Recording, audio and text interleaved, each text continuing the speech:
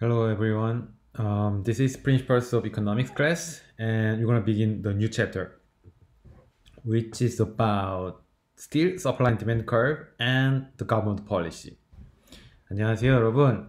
경제학원론 새로운 챕터를 시작해 보겠습니다. 이번 챕터는 지난 두 챕터와 마찬가지로 여전히 시장의 균형, 즉 공급과 수요 곡선에 대한 얘기예요. 이제 공급과 수요 곡선을 여러분들이 어느 정도 다룰 수 있게 되었으니 이것과 관련해서 여러 가지 경제 정책들이 시장에 미치는 영향에 대해서 살펴보겠습니다. So I'm assuming that you guys get more familiar with the supply and demand curve and the concept of market equilibrium. So we're gonna discuss about the effect of government policy on that market equilibrium. Some government policy is designed to improve the efficiency of the market, but the other policies are designed to solve some problems accrued from the market equilibrium, such as inequality or some ethical or some congregational emotions or the social norm or social moral things. So we understand that not all government policy should be based on the economic analysis or the economic decision making. Some policies could be affected by some irrational opinions from any social movement or any social pressure, or the government policy makers have their own philosophy on some specific issues. So we're gonna see how government policy can affect the market equilibrium and how the market equilibrium can be changed from that government policy. 경제 정책이 시장 균형에 미치는 영향에 대한 분석은 굉장히 광범위한 차원에서 이루어질 수 있지만 우리는 아주 단순하게 수요와 공급 곡선만을 이용해서 정부 정책이 어떤 영향을 미치는지 아주 가볍게 터치만 해볼 생각입니다. 왜냐하면 우리는 경제학 원론을 배우고 있기 때문이죠. So there are three big topics which will be covered in this chapter. First, price ceiling or price floor. That are two most famous or most popular government policy that can possibly affect on the market equilibrium. The second, the tax incidence. The government policy can collect tax to make a change in the market equilibrium by just taxing consumer side or taxing supply side. So they have some aim or they have some target of any specific taxation policy, but the economists say that the final result or the final impact of that taxation could be different from the original thought by the government policymaker. And the third topic is the relationship between the elasticity and the tax incidence. So we now learn about the elasticity of supply curve and the demand curve.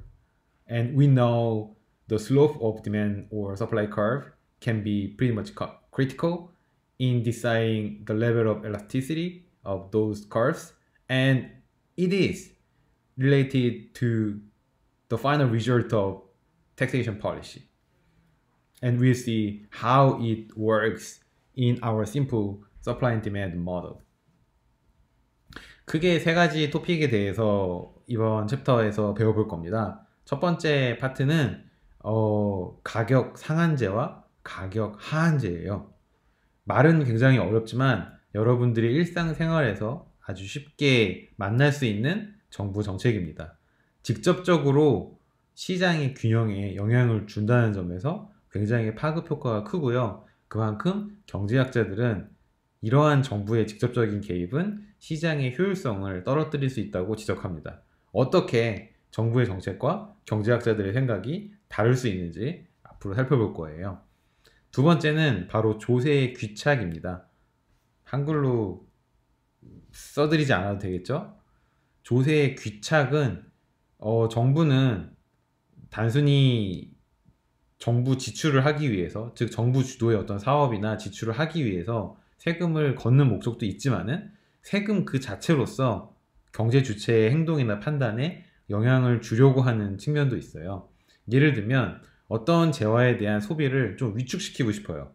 담배 같은 경우가 대표적인 케이스겠죠. 담배를 팔지 않는 것은 위헌의 소지가 있으니 정부가 담배를 팔지 않을 수는 없겠고, 하지만 담배를 피면 국민 건강이 안 좋아질 수 있으니 최대한 국민들이 담배를 조금 폈으면 좋겠고, 그래서 정부가 선택한 방법은 담배 소비에 대해서 세금을 엄청 많이 매기는 거예요. 그래서 담배 소비세가 다른 제품들에 비해서 굉장히 높은 편입니다.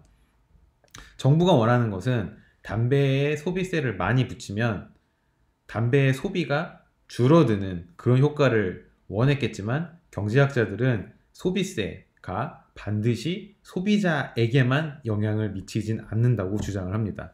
어떻게 경제학자들은 조세 정책이 이면에 숨어 있는 경제적인 효과의 최종적인 형태를 파악을 하고 있는지, 거기에 대해서도 같이 살펴볼 겁니다.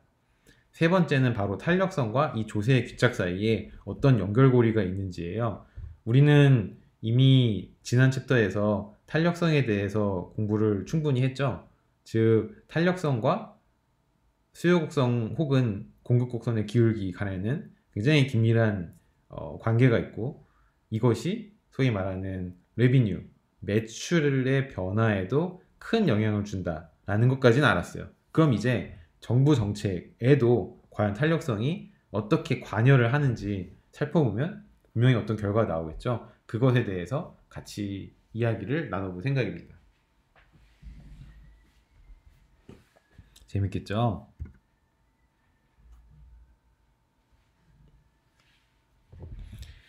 So there are numerous ways that the government can intervene in the market. And the most powerful and most direct way to intervene in the market by the government policy is affecting on the market price level. Because the government has a power to handle the market price.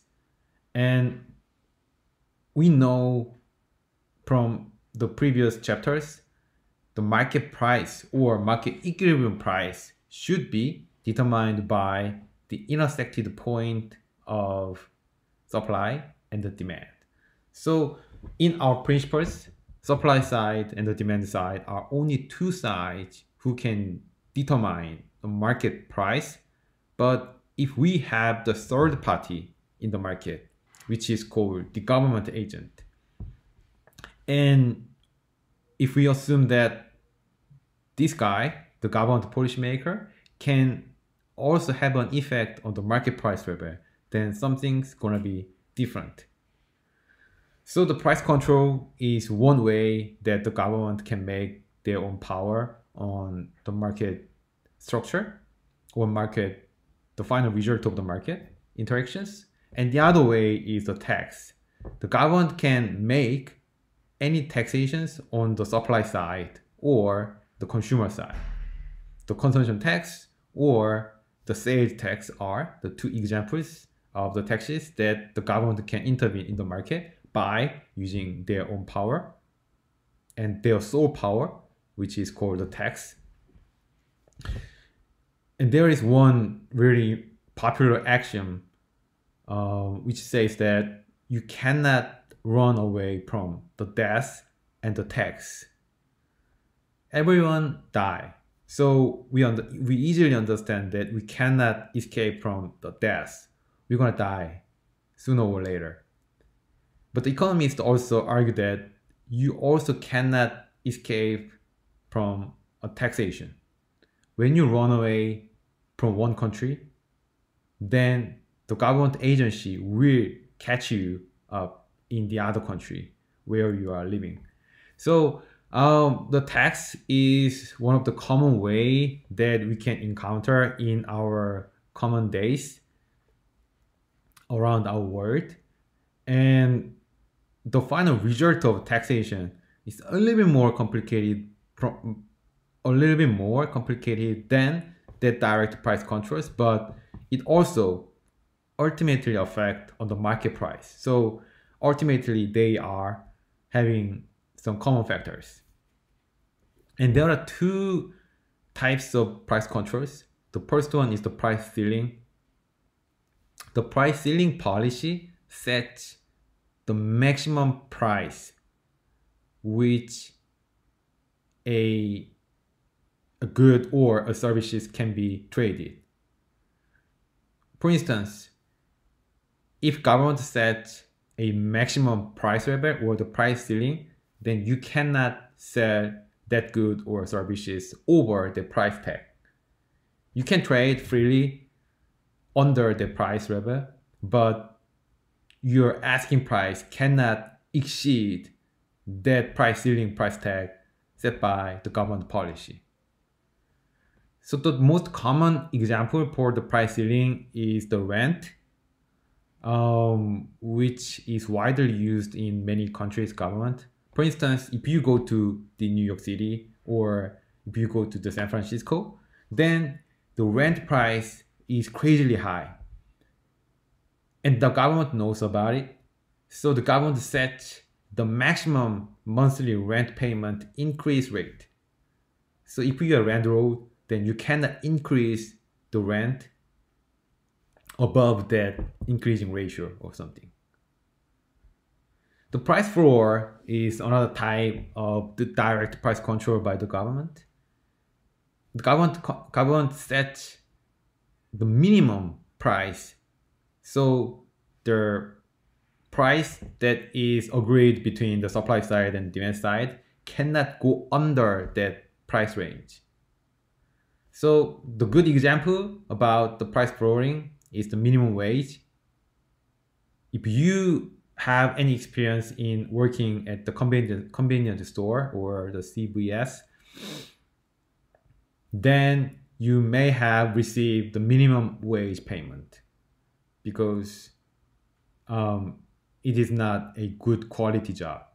It is kind of the part-time job, and you don't need any special skills to be hired by that convenience store, which means your expected payment should be low, but the government makes a special bar, which is called the minimum wage, and it will affect your boss who cannot pay you under that price level. So I'm not sure how much the minimum wage in South Korea in 2020. I guess it is less than 10,000 won. I mean less than 10,000 won or $10. But just about that level, which means your boss cannot give you 7,000 won per hour or something. Okay, so that is good example for the price floor. 정부가 시장에 직접적으로 개입해서 정책의 효과를 극대화하는 방법은 크게 이 챕터에서는 두 가지를 살펴볼 겁니다. 하나는 직접적인 가격 조정 정책이에요. 다른 하나는 세금 정책입니다. 직접적인 가격 조정 정책은 시장의 가격의 레인지를 정하는 거예요. 가격 상한제의 경우에는 맥시멈 프라이스 레벨을 정합니다. 즉, 시장에서 공급자, 수요자는 자유롭게 만나요. 자유롭게 만나서 원하는 가격에 물건을 사고 팔 수 있습니다만 정부가 정한 가격 수준 이상으로 시장 가격이 형성될 수 없는 거예요. 그 아래에서 만약에 소비자와 생산자가 어떤 가격에 합의했다면 그것은 정부가 그대로 자유시장 원칙에 의해서 거래를 허가합니다. 하지만 만약 생산자, 소비자가 정부가 정한 가격 이상으로 합의를 하고자 한다면 그것은 불법이 되는 거죠. 그래서 어떤 퍼니시먼트가 들어가는 거예요. 가격 하한제 혹은 프라이스 플로어는 이와 정반대 방향으로 움직입니다. 즉 미니멈 가격을 정해놔요. 그래서 생산자와 소비자가 자유롭게 역시 시장에서 만나서 가격에 대해서 흥정을 하고 정하되 그 가격 이하로는 합의를 할 수 없다는 겁니다. 가격 상한제의 가장 좋은 예는 임차료, 주택 임차료, 임대료 상한제가 있겠죠. 이제 우리나라, 한국도 본격적으로 이 제도를 도입하기 위해서 여러 가지 제도를 정비하고 있는데요. 미국 같은 경우 뉴욕이나 샌프란시스코와 같은 대도시에서는 이제 미국은 전세 제도가 없고 월세 제도만 있기 때문에 월세 상한제가 있습니다. 즉 월세를 인상시킬 수 있는 인상률을 정한 거예요. 몇 퍼센트 이상으로는 인상을 못하게. 즉 집주인은 세입자에게 자 내년에 이 정도 우리는 월세를 받고 싶어 라고 언제든지 요구할 수 있지만 정부가 정한 수준 이상으로 월세를 갑자기 인상시킬 수는 없는 거죠. 이것은 뉴욕이나 샌프란시스코 같은 특수한 대도시인 경우에는 그 도시에서 살고자 하는 사람들이 그 도시에 공급되는 주택량을 훨씬 상회하기 때문에 집값이 치솟는 위험을 방지하기 위해서 설정된 법안입니다. 왜냐하면 면적은 2차원이잖아요. 그 위에 아무리 3차원으로 빌딩을 많이 짓는다고 해도 한계가 있어요. 예를 들어 100층 이상으로는 못 짓겠죠. 그러니까 즉 주택의 공급은 항상 한정되어 있습니다. 근데 만약에 뉴욕이나 샌프란시스코처럼 전 세계의 산업, 금융, 혹은 문화, 예술 이런 것들이 총 집결돼서 그 도시로 몰려드는 사람들 수가 많이 급증한다면 당연히 거기서 살고자 하는 사람들도 늘어나겠죠. 즉 거주의 수요가 거주의 공급을 항상 초과할 수밖에 없기 때문에 균형 가격이 계속해서 올라갈 수밖에 없는 거죠. 여러분들이 수요 곡선과 공급 곡선을 계속 그려보면은 공급 곡선이 멈추어 있는 상태에서 수요 곡선만 계속 오른쪽으로 이동한다고 그려보세요. 그러면 균형 가격이 계속 올라갈 겁니다. 심지어 공급 곡선이 완전히 비탄력적으로 수직인 형태로 그려진다고 한번 상상하고 그려보세요. 그러면 같이 그려볼까요?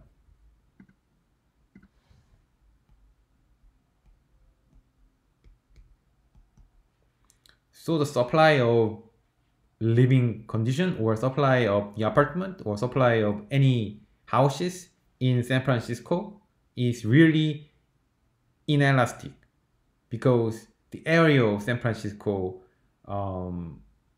civic area is really limited, and there is also very limited to supply the high level of or the high floor apartment or something. So the supply of living houses or something should be very inelastic. But a demand for living there is naturally downward. And we assume if there is increasing in demand for living in San Francisco is increasing, then price goes up, right? And as supply curve is more inelastic, then the price increment will be large. And government knows about this problem because as price goes up more, then the living condition for the average person living in San Francisco will be worsened.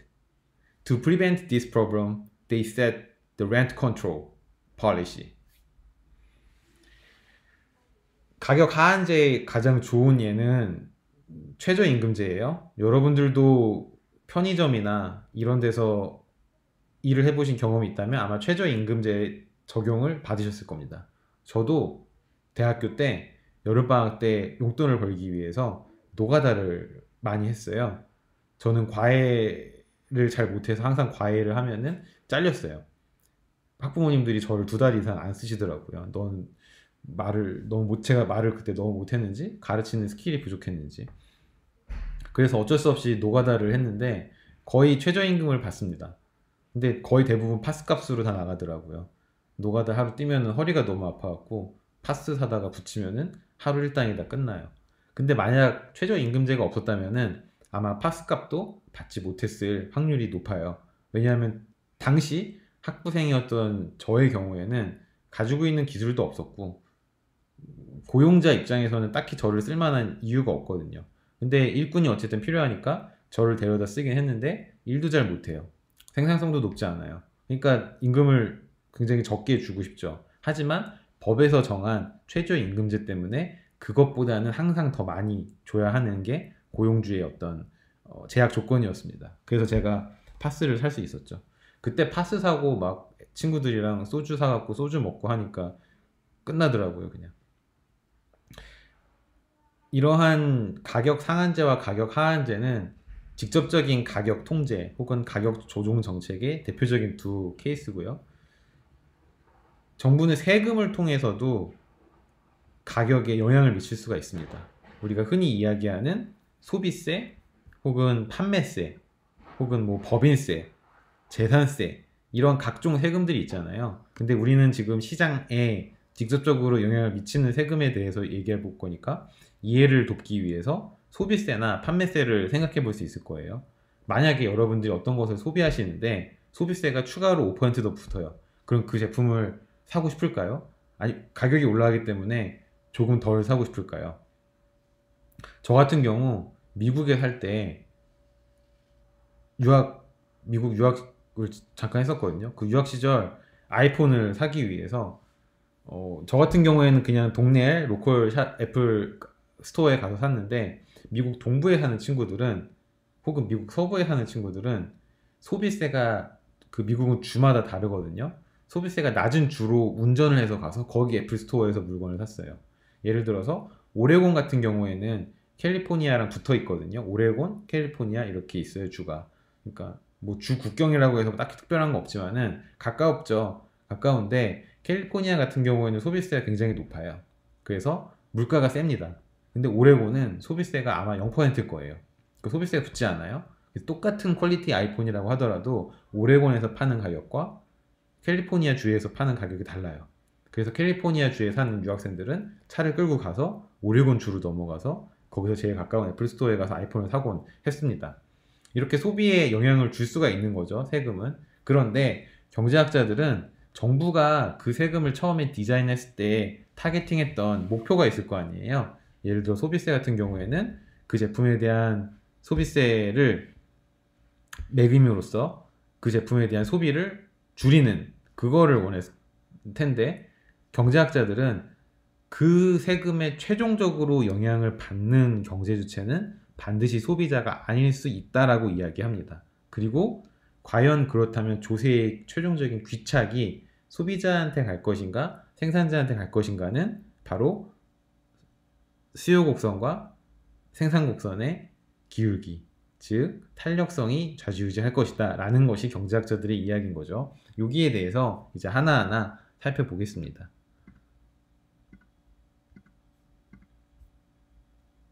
So this is quick survey from the United States. So as explained in the previous page, the New York or the San Francisco, the state of New York or the state of California set very strict legal policy on the rent control. So the rent prices cannot go over that the price ceiling policy set by the New York or the California state government. And the question is, was it good enough to effectively control for the rent price or the rental quality in those areas? Which means with this rent control, the direct rent price control, what is the impact of that policy on the amount of housing supply or the amount of housing traded in the market as the equilibrium quantity or the quality of the average housing in those areas? The economists say that about the 95% of economists say that the rent control is not effective way to provide a affordable rental housing in the New York City or the city of San Francisco.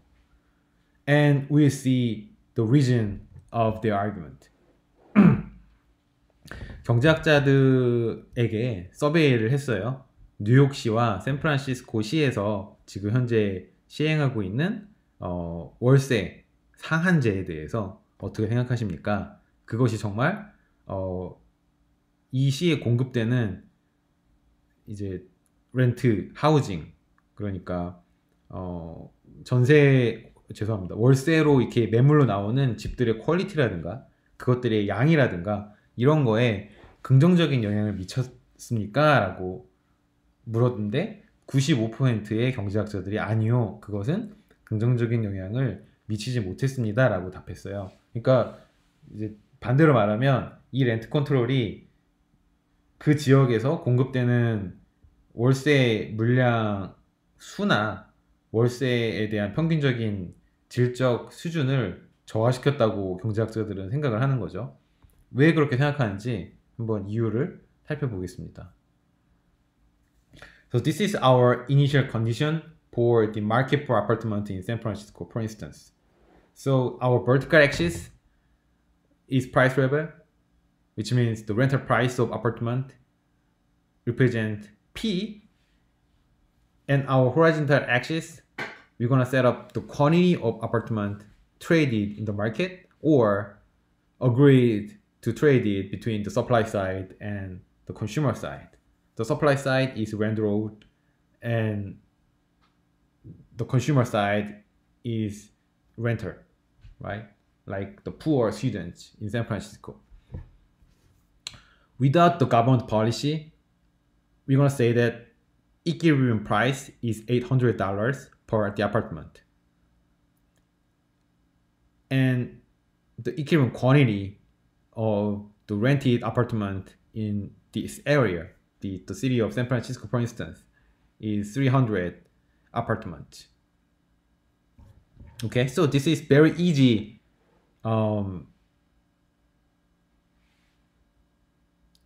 each way of representation about our equilibrium quantity and the price without the government policy. 초기 조건은 아주 간단합니다. 아파트먼트 시장이에요. 근데 매매 시장이 아니라 월세 시장입니다. 서플라이 사이드와 디맨드 사이드가 있어요. 서플라이 사이드는 집주인이 내놓는 월세 매물일 것이고, 디맨드 사이드는 어떻게든지 샌프란시스코에 살아보고자 하는 잠재적인 월세 세입자들일 거예요.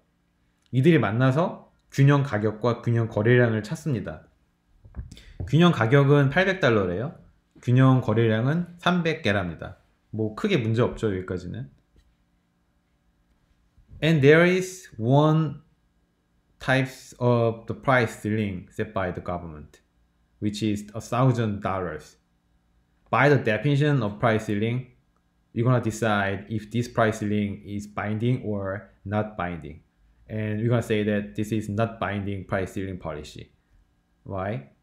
Because equilibrium price is determined at $800 based on the agreement between the supply side and demand side. And we know this price level will not go up more than $800. And this equilibrium point will stay there.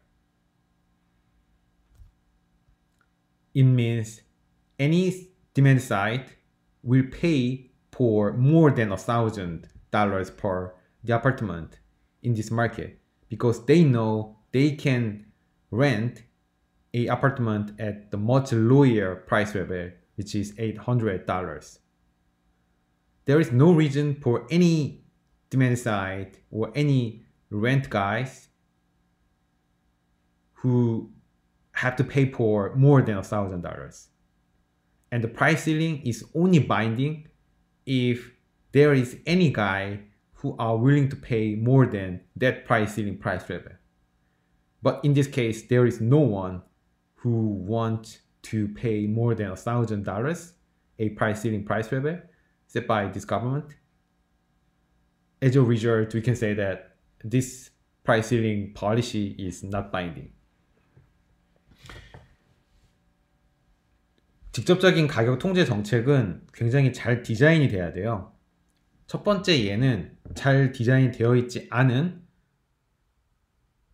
가격 상한제의 예입니다. 즉 가격 상한제가 $1000로 지금 현재 시장 정부에 의해서 정해졌어요. 하지만 우리는 균형 가격이 $800인 것을 알고 있어요. 다른 말로 하면 그 어떤 이 시장의 세입자도 $800 이상으로 돈을 지불하려고 하지 않는다는 거죠. 그리고 세입자와 집주인이 $800에 합의한 이상 그들은 이 $800에서 더 이상 움직이지 않을 겁니다. 아주 안정적인 상태로 $800에 머물러 있을 거예요. 다른 외부적인 요인이 와서 서플라이 커브나 디맨드 커브를 자체를 아예 움직여 버리지 않는 이상.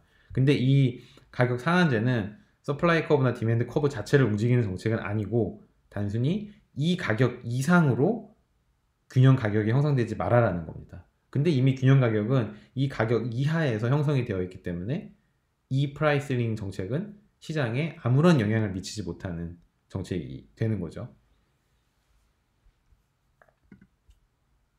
How about this price ceiling? Now the price ceiling is set by $500. And by the definition, any supply side or any demand side cannot offer more than $500 per the equilibrium price level.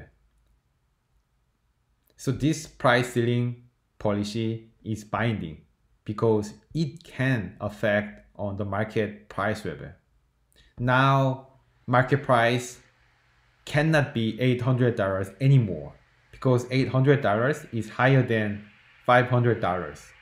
And by the definition of price ceiling, any market price cannot exceed $500. As a result, there is no market equilibrium anymore. How many rented apartments can be traded actually in the market? Only 250 units of apartment can be traded at the level of 500. Why?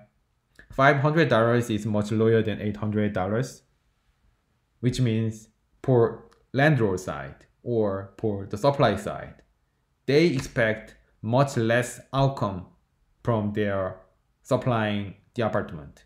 So they are willing to decrease their supply quantity, the quantity supplied the apartment. Ultimately, they will decrease the supply of apartment in the market from 300 to 250.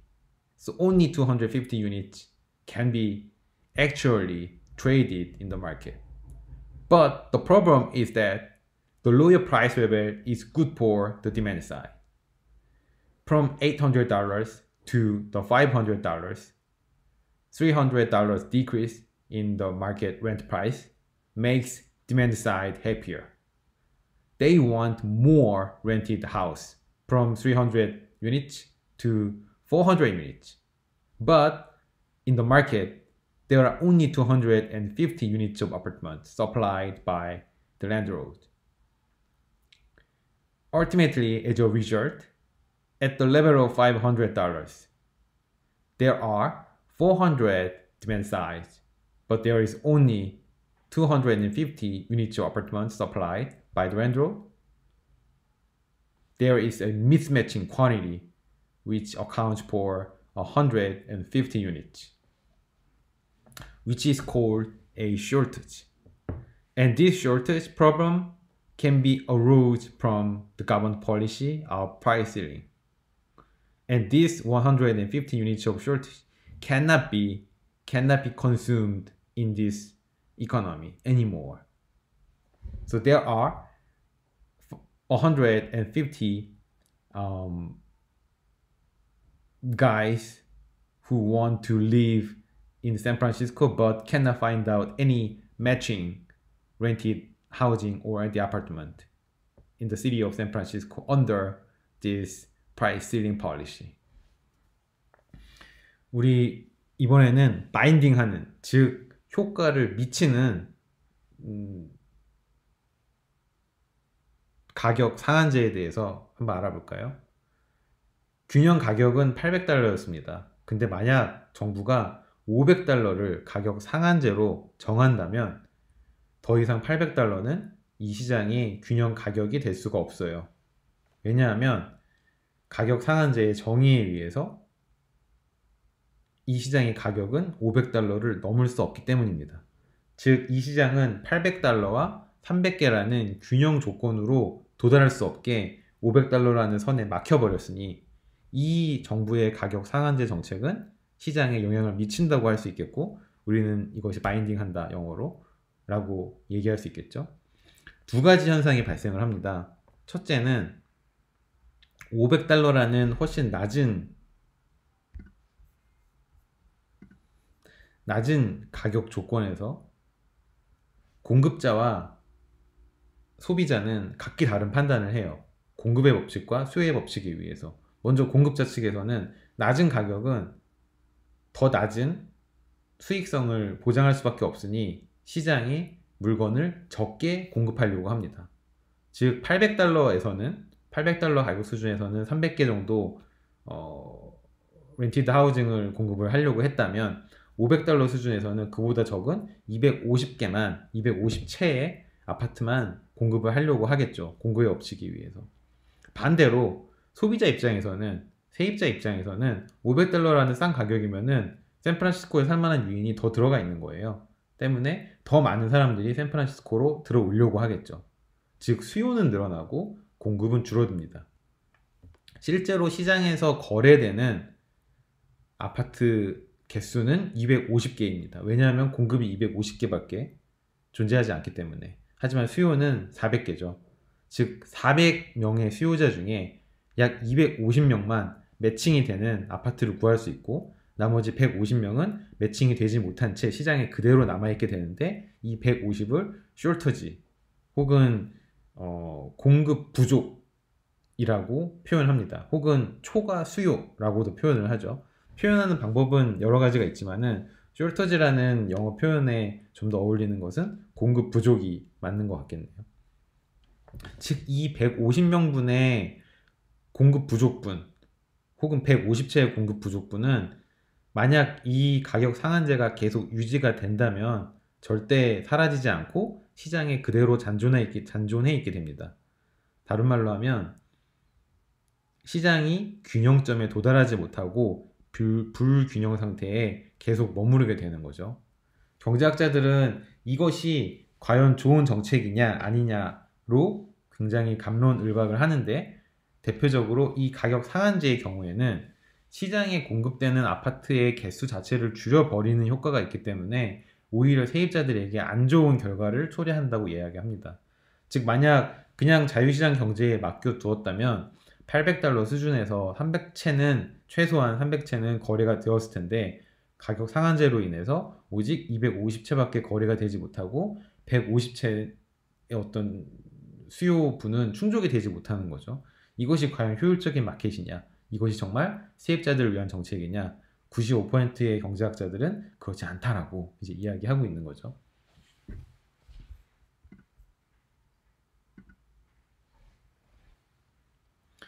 In the long run, the supply side and demand side of rental apartments are more price elastic, as we learned in the previous chapter, which means supply curve and the demand curve getting more flatter, and thus the level of shortage will be increased even if the government policy set the same price ceiling policy from $800 of equivalent price to the $500 of the binding price ceiling policy. So in the long run, the negative effect of price ceiling getting worse.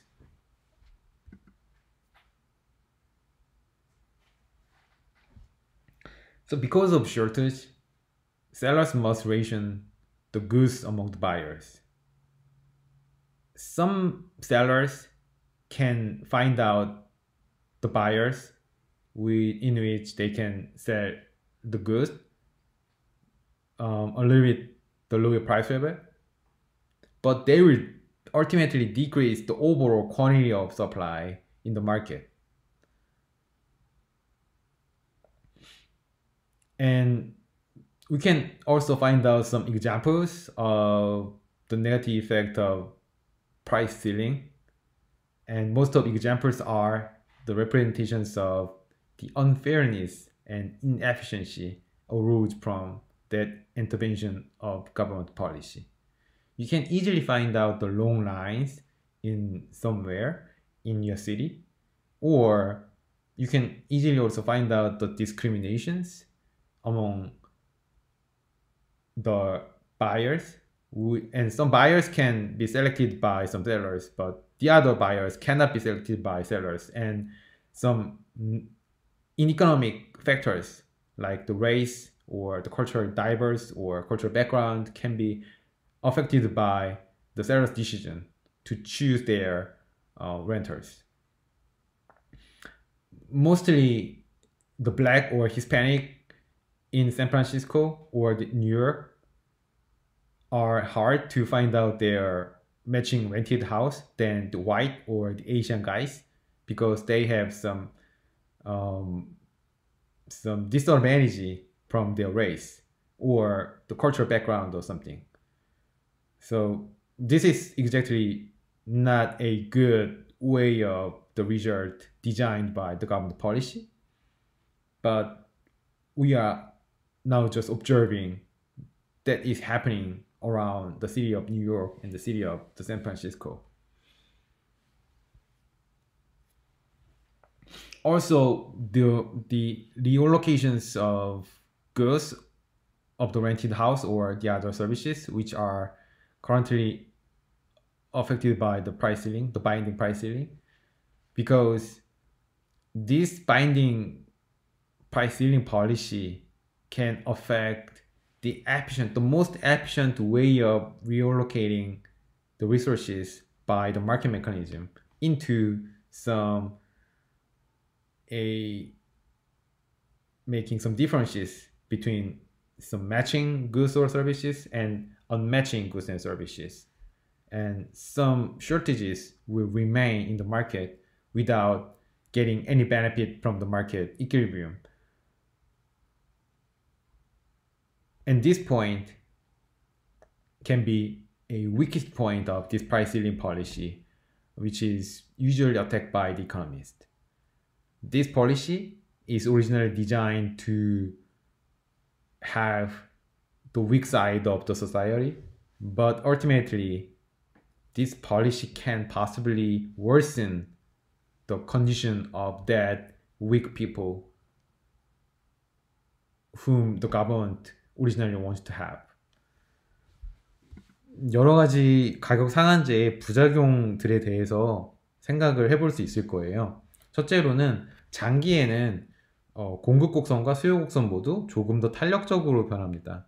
때문에 똑같이 $800에서 균형 가격이 설정되어 있는 시장에 $500의 가격 상한제를 설정을 했을 때 단기보다 장기에 공급 부족량이 훨씬 더 증가할 수 있는 거죠. 왜냐하면 탄력적인 공급 곡선과 탄력적인 수요 곡선이라고 하면 조금 더 이렇게 누운 형태의 곡선을 의미하는 거니까요.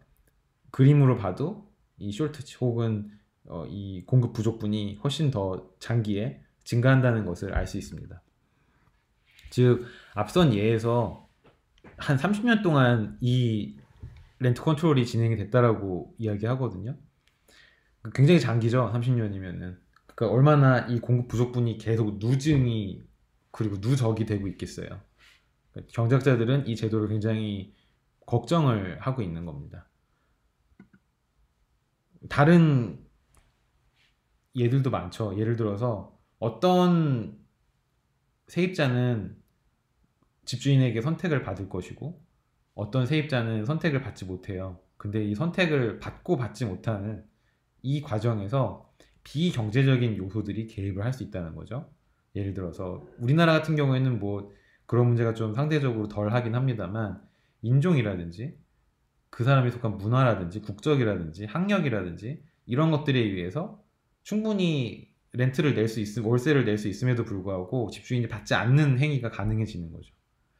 이것은 사회적인 불평등 문제를 더 심화시킬 수 있기 때문에 이 경제 정책이 결코 유도한 바가 아님에도 불구하고 그렇게 될 수 있다는 겁니다. 때문에 문제가 더 심각해질 수 있다는 거죠. 가격 상한제 그 대표적인 예로 월세 상한제에 대해서 살펴봤는데 결코 이 제도의 기본 취지 잘 이해하셔야 되고, 그럼에도 불구하고 이 제도가 발생시키는 여러 가지 부작용들, 시장을 균형 상태에서 불균형 상태로 바꾸어 버림으로써 발생하는 여러 가지 부작용들에 대해서도 한 번쯤 생각해 보셨으면 좋겠습니다.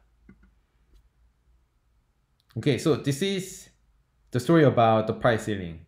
And in the next time, we're gonna study about the price floor, which is the same way of government policy for the direct price control, but in totally the opposite direction.